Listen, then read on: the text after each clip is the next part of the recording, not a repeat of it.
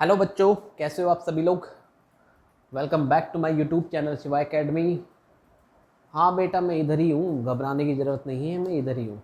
Okay, तो आज हम करेंगे exercise 2.2।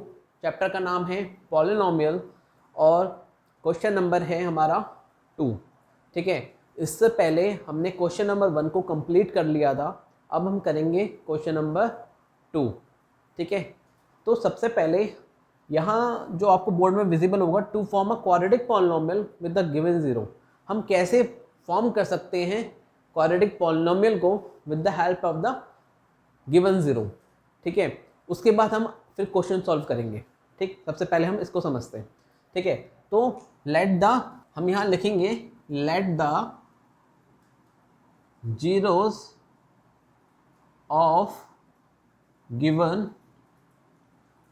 let the zeros of the polynomial, given नहीं, of the polynomial be alpha and beta. लिख सकते हैं ना इसको हम, और फिर उसको हम देयरफॉर क्या लिख सकते हैं इसको, x equal to alpha and x equal to beta. ठीक है, आप देखते रहिए हम क्या ड्राइव करने वाले हैं इसमें। ठीक है, जो आपने इक्वेशन पढ़ी है, जो आपने क्वाड्रेटिक पॉलिनोमियल जो आपका फॉर्म होता है with the help of the given zeros, ठीक है, वो हमारा कैसे फॉर्म होता है मैं आपको इसमें बताऊंगा। ठीक है, तो x माइनस, इसको हम इधर ले जाएंगे तो ये बनेगा x minus alpha equal to zero. ये बनेगा आपका x minus beta equal to zero. ठीक है, तो ये हम जब हम इसको सॉल्व करेंगे, ये हमारे अल्फा एंड बीटा हो गए। x की वैल्यू हमारी अल्फा, x की एक बीटा। ठीक है, तो हमारा क्वाड्रेटिक पॉलिनोमियल फॉर्म होता है द पॉलिनोमियल क्वाड्रेटिक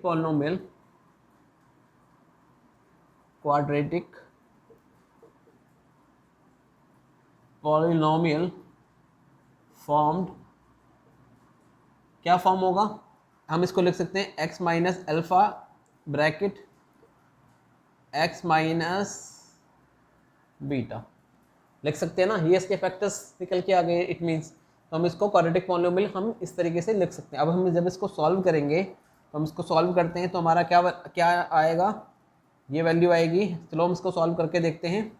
मल्टीप्लाई करेंगे एक्स स्क्वायर, पहले इसकी इस पूरे फैक्टर से होगी, फिर अल्फा की पूरे फैक्टर से, तो x square minus beta x.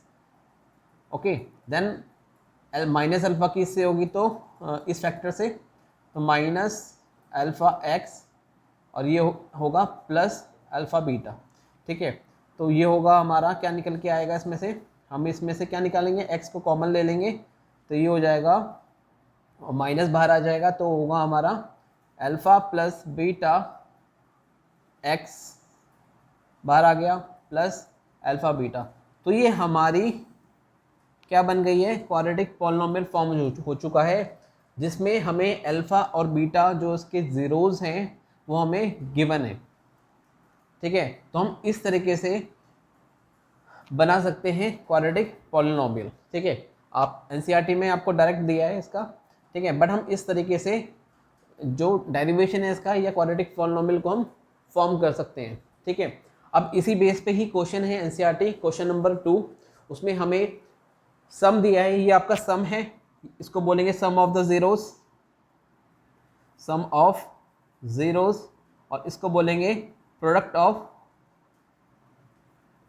Of zeros. ठीक है, ये हमारा सम ऑफ जीरोस निकल के आया, ये हमारा प्रोडक्ट ऑफ जीरोस निकल के आया है। क्लियर हो गया होगा यहाँ तक। ठीक है, तो ये हमारी एक स्टैंडर्ड बन चुका है, बन गई है हमारी एक पॉलिनोमियल, और इसमें हमें जीरोस दिए होंगे, या sum of the zeros and product of the zeros दिया होगा। अगर हमें वो गिवन होंगे तो with the help of this polynomial, quadratic polynomial, हम क्वाड्रेटिक पॉलिनोमियल को फॉर्म कर सकते हैं। ठीक है, बस हमें सीधा इसमें वैल्यू पुट करनी है हम। ठीक है, यहाँ तक समझ में आ गया है हो तो उसको नोट कर लीजिए, बहुत इंपॉर्टेंट है ये। ठीक है, बहुत कम आपको कोई बताएगा। ठीक है, तो उसको आप नोट कर लीजिए। ठीक, अब हम करेंगे क्वेश्चन नंबर 2 का फर्स्ट पार्ट। ओके, तो ये हमारा क्वेश्चन नंबर 2 का फर्स्ट पार्ट है। इसमें हमें सम ऑफ ज़ीरोस दिया है, ठीक है। क्या गिवन है इसमें? गिवन है alpha plus beta equal to 1/4 है, एंड अल्फ़ा बीटा प्रोडक्ट जो दिया है हमें, प्रोडक्ट ऑफ ज़ीरोस, वो -1 है, ठीक है। अब हमें क्या करना है, इसमें एक क्वाड्रेटिक पॉलिनोमियल फॉर्म करना है। तो हमने इससे पहले क्या किया था, डेरिवेशन किया था किस तरीके से हमारा ये एक क्वाड्रेटिक पॉलिनोमियल निकल के आता है जिसमें हमारा product of sum of zeros and product of zeros given हो, ठीक है। तो हम डायरेक्ट, हमें ये पता है और हमने इसको ड्राइव भी किया था, ठीक है। तो हम इसको लिखेंगे x² minus alpha plus beta x plus alpha beta, ठीक है। अब इसमें हम वैल्यू पुट कर देंगे तो ये हो जाएगा हमारा x² माइनस 1/4 x माइनस 1 हो जाएगा, ओके। अब ये हमारी क्या बन गई, क्वाड्रेटिक पॉलिनोमियल फॉर्म हुआ है, ठीक है। अब हमें यहाँ से ये 4 हटाना है, तो हम क्या करेंगे, इसका एलसीएम लेंगे, या फिर हम लिख सकते हैं, एक तो हमारी ये पॉलिनोमियल बन गया है, अब इसमें अदर जो पॉलिनोमियल फॉर्म्ड होंगे, अदर पॉलिनोमियल फॉर्म भी कर सकते हैं हम, अदर पॉलिनोमियल फॉर्म कैसे बनेगा वो हमारा, इसमें k into x² minus 1/4 x minus 1, ये हमारे अदर पॉलिनोमियल भी इस तरीके से बन सकते हैं, क्योंकि मल्टीप्लाई हमने k से कर दिया। अब इस कंडीशन में हमें जब 4 हटाना है तो हम k की वैल्यू क्या लिखेंगे, यहाँ पर k की वैल्यू अगर 4 कर देंगे तो हमारा क्या पॉलिनोमियल बन के निकल के आएगा, 4x² माइनस x माइनस 4। ये हम कहने का मतलब है कि ये हमारे एक पॉलिनोमियल निकल बन गया हमारा, बट हमें इसमें जो डिनोमिनेटर में हमारा 4 है उसको हमें रिप्लेस करना है। तो उसके लिए अब ये एक हमारे एक पॉलिनोमियल बन चुका है, ठीक है। अब जो अदर पॉलिनोमियल भी बनेंगे तो वो कुछ मल्टीपल्स में होंगे, तो हमने इसको k लिख लिया है, ठीक।